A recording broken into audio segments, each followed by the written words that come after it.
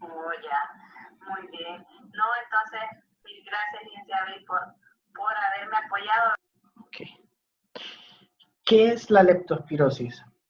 Bueno, la leptospirosis es, en este caso, una enfermedad causada por una bacteria gram negativa llamada Leptospira interrogans. Existen muchas más especies dentro del género Leptospiras. La característica de las leptospiras, en su parte quizás microbiológica, es que estamos hablando de bacterias que son espiroquetas. ¿A qué nos referimos con esto de bacterias espiroquetas? Vamos a aprovechar que hoy tenemos, digamos, el acceso a poder estar checando internet en tiempo real. Entonces, y por ejemplo, cuando nosotros ponemos leptospiras,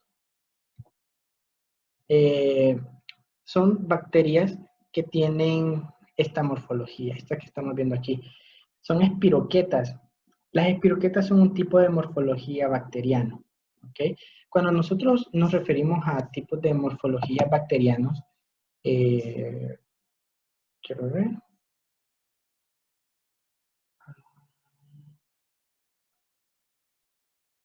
Aquí, abrir imagen otra vez.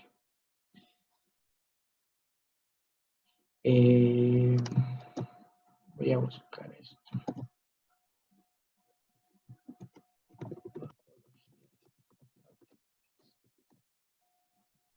Las morfologías bacterianas es una forma en la que las bacterias pues se disponen entre ellas cuando se dan las divisiones mitóticas. Aquí. Bueno. Leptospira es de esta forma. Es como si fuera ¿cómo es que se llama? La colita de un cerdito o un sacacorcho. Esto es leptospira. Esto es una espiroqueta. Entonces, por ejemplo, otra bacteria que tiene esta morfología de espiroqueta es el agente causal de la sífilis, Treponema pallidum. Treponema pallidum también tiene esta morfología. Entonces, cuando nosotros hablamos de morfología bacteriana, y en este caso hay algo que hay que aprenderse, es que todas las que son espiroquetas son gram negativas. Esa es como una forma bien fácil de aprenderse. A esto se refiere la morfología bacteriana, es a la forma en la que tienen las bacterias de acuerdo a cómo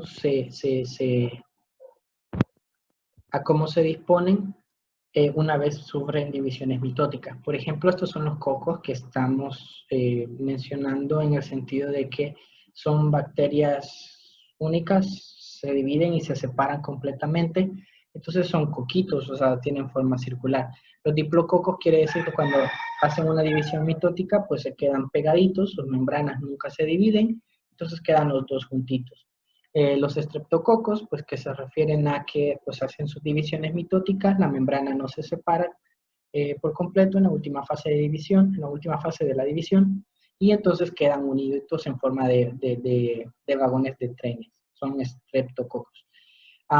Están los estafilococos, que son los que pues no solo se dividen en un plano, sino que se dividen en múltiples planos, entonces, y no se separan sus membranas tampoco, entonces eso genera que se formen como si fueran un racimo de uva, o un racimo de cocos también, así, los que están en el palo de coco. Entonces, eso sería estafilococo, ¿okay? Que estafilo viene de racimo. De ahí, por ejemplo, este que estamos viendo aquí, este bacilo un poquito curvito, por ejemplo, se lo vamos a atribuir a la morfología de Vibrio cholerae, que es como una especie de boomerang, pero sin tanta pronunciación, sino que un poquito curvo nada más, ¿ya? Y las espiroquetas que estarían en este sentido.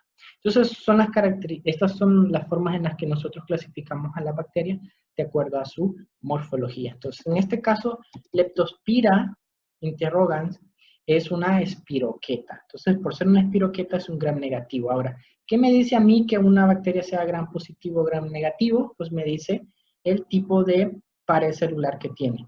¿Ok? Entonces, se lo voy a enseñar también para que lo vayamos entendiendo.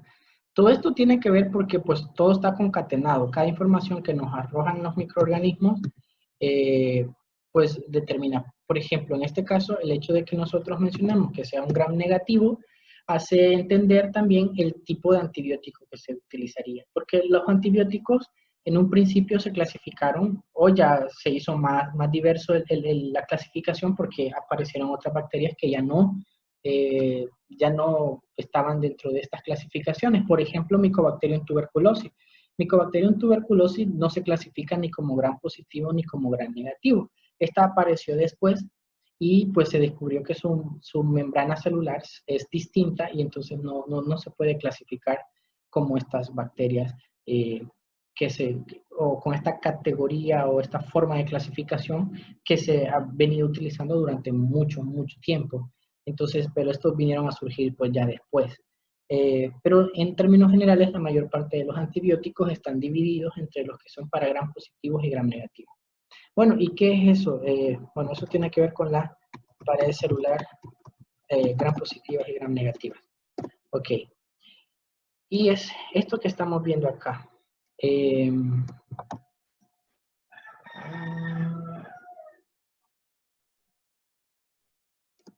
Esto. La membrana celular, acuérdense que las bacterias son células procariotas. ¿Ok? Entonces, la membrana celular de las bacterias pueden tener gran cantidad de peptidoglucano, que es una especie de proteína mezclada con azúcar. Y a mayor cantidad de peptidoglucano, vamos a buscar otra imagen con mejor definición.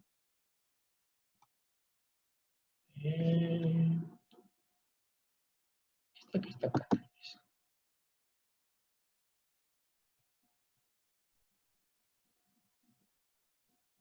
Todas salen chiquitas. Vale. No me gusta tampoco, está muy chiquita.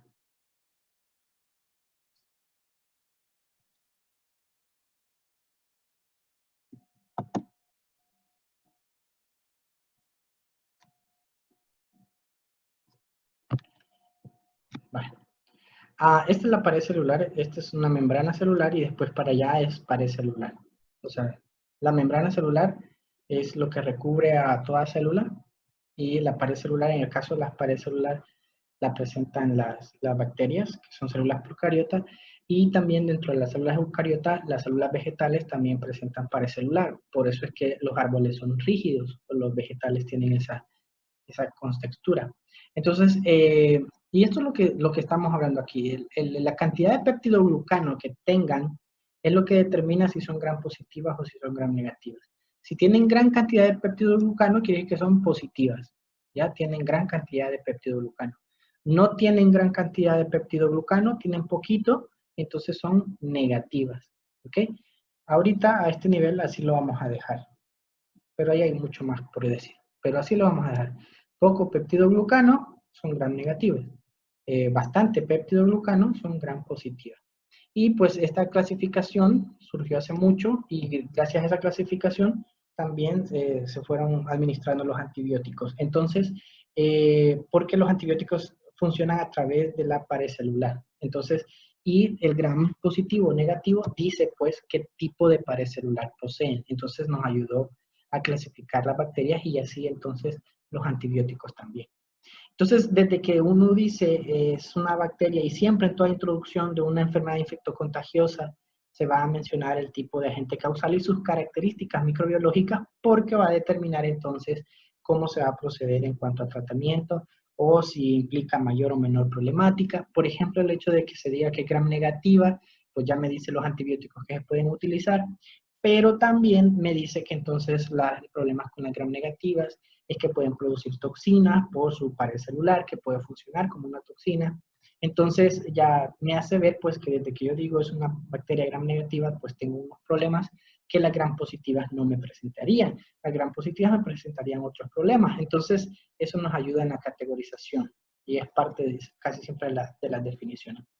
Entonces, sobre cómo se transmite la Leptospira interrogans, que es el agente causal de la leptospirosis, tiene que ver con la orina de aves, mamíferos, anfibios infectados o reservorios de agua o elementos inertes, es decir, fómites o fomites, como lo quieran pronunciar, que van a estar contaminados.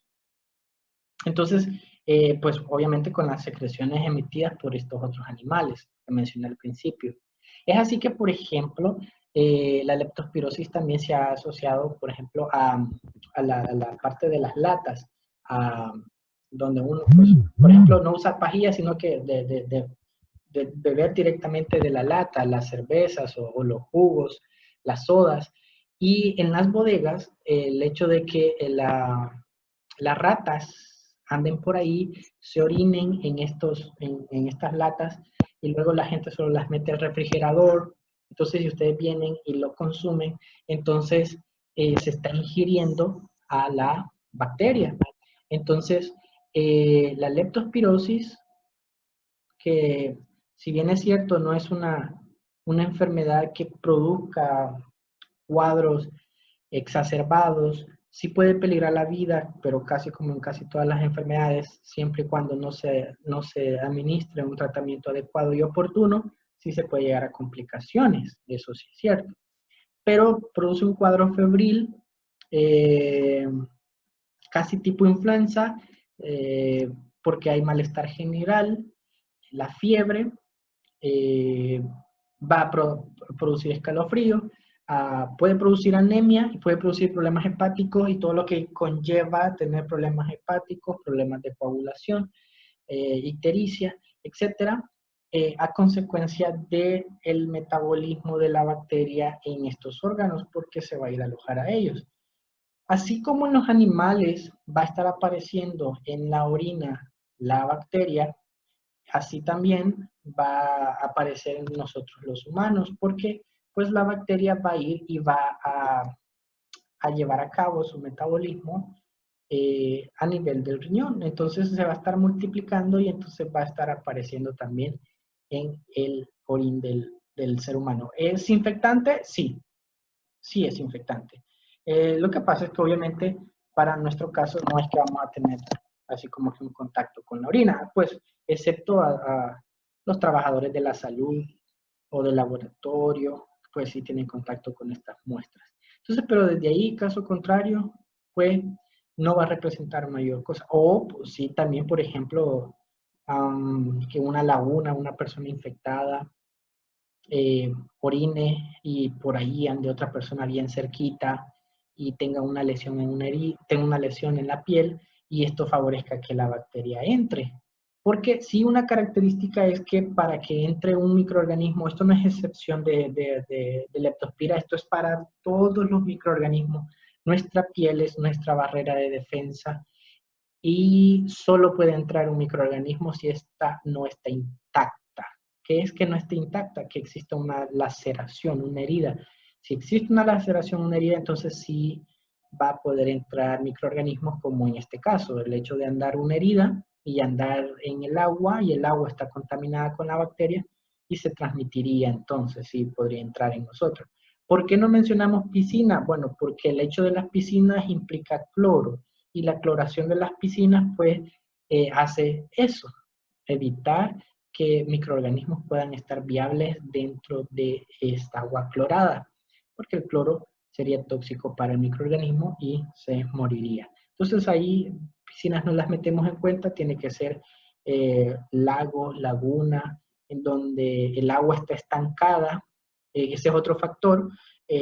¿Por qué no ríos? Porque el agua está en movimiento, entonces el microorganismo puede entrar, por ejemplo, por un anfibio, un ave o un ser humano infectado, orina o defeca, en el caso del ave, pues ya saben que defeca y orina a la vez. Entonces, contamina esa agua que tiene contacto con la bacteria, pero si es un río, pues se diluye y se cambia y se barre. No así, por eso no contamos con los ríos y ni mar en este caso para poder ser transmisible. Hablamos solo de aguas estancadas, donde existe agua estancada, es donde va a estar viable la bacteria. Ahora, lo otro también, y por eso está en saneamiento ambiental, es que tiene que ver con la presencia de roedores en nuestras viviendas o en nuestras comunidades, donde tengamos, por ejemplo, también en terrenos baldíos, en nuestra comunidad, con, por ejemplo, mapaches, tacuacines, y todos estos que pues son mamíferos, entonces estos sí se pueden contaminar a partir de otro animal y entonces ellos, si habitan o cohabitan en nuestra comunidad, van a ser foco de infección para nosotros y entonces vamos a poder estar teniendo acceso a la bacteria y por ende entonces padeciendo la infección y la enfermedad. ¿Ok?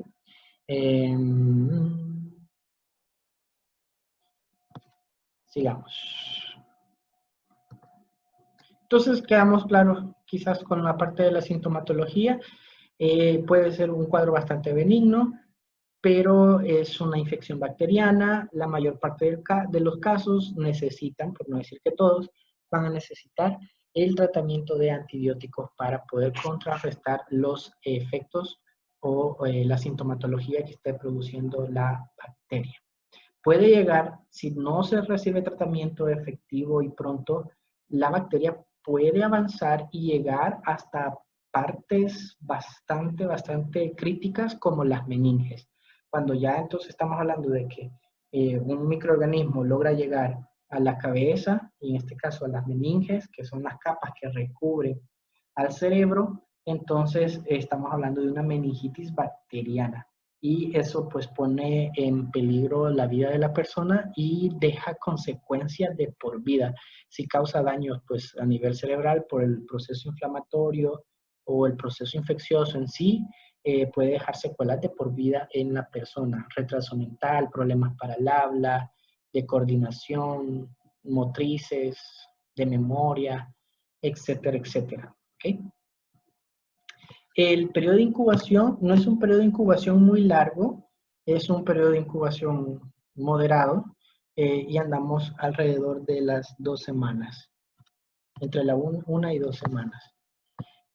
Para el diagnóstico del leptospira se hace a través de pruebas serológicas. Las pruebas serológicas se refieren a las pruebas en las cuales se andan buscando anticuerpos en el paciente, como por ejemplo, hoy que está de moda y creo que todos están teniendo información, lo voy a mencionar, con la cuestión del COVID-19 se están haciendo pruebas rápidas. Las pruebas rápidas son pruebas serológicas porque son pequeños cassettes en los que se buscan anticuerpos y que estos no son para el diagnóstico confirmatorio de un caso, sino que son para el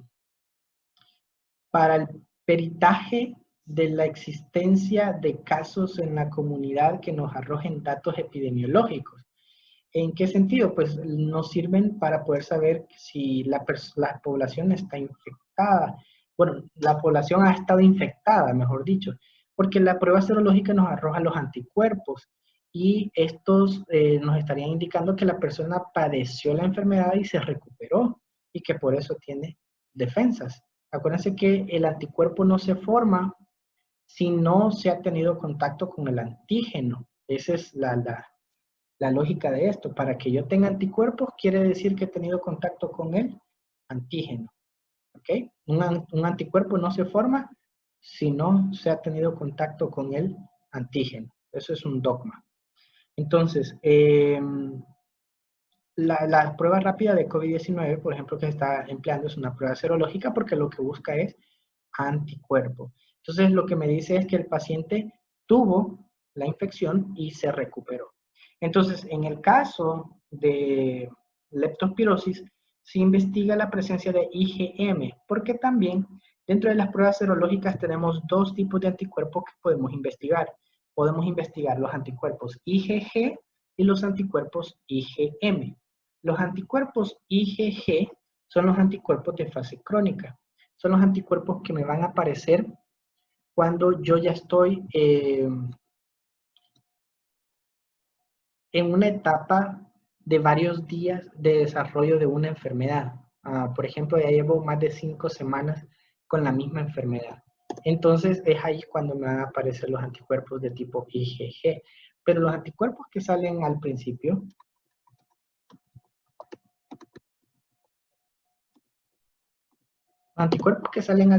son los IgM. Aquí vamos a ver una imagen.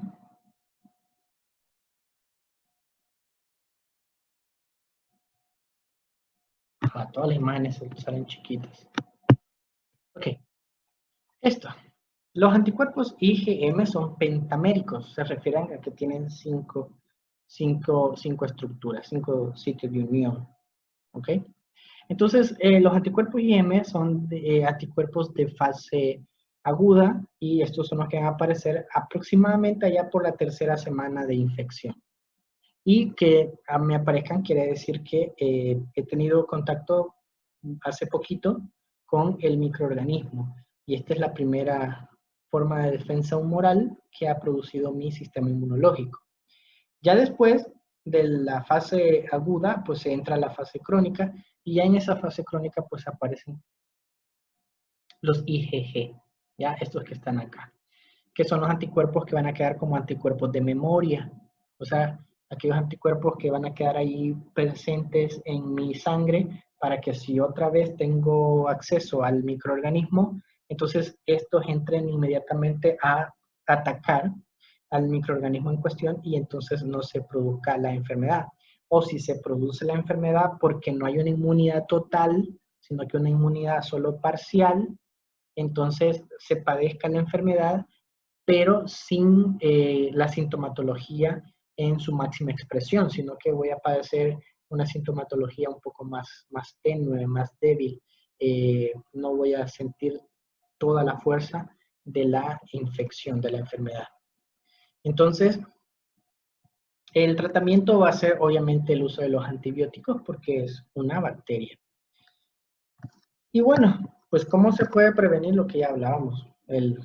Si estamos hablando de que esto tiene que ver con la presencia de roedores, de otros mamíferos, de aves y todo eso, pues la lógica es que evitar el contacto con estos y sus secreciones es la forma de prevenirla. Y si hablamos, por ejemplo, de que el asunto tenía que ver con latas o cosas que nosotros nos llevamos a la boca directamente, que provienen de bodegas y que en las bodegas es típico que existan ratas, cucarachas y demás, entonces pues el lavado o el aseo de estos elementos antes de meterlos en el refrigerador y pues después de sacarlos o antes de pues directamente llevarlos a la boca, ¿ya? O pasarlos a otro depósito. Esa sería pues la lógica de los mecanismos de prevención a partir de elementos que proceden de una bodega. Eso sería. Bueno, y de ahí voy a dejar la otra clase, que creo que era cólera, con ustedes, para el viernes. Estoy trabajando con ustedes 2 videos a la semana. Con tercero estoy trabajando 3 videos a la semana. Entonces, así es que ahí estaríamos. Me quedan 9 minutos. Les quiero pedir ayuda con algo porque... sí, ahí está, quedan 10 minutos. Con el informe de esta semana. Sí, este es el de usted.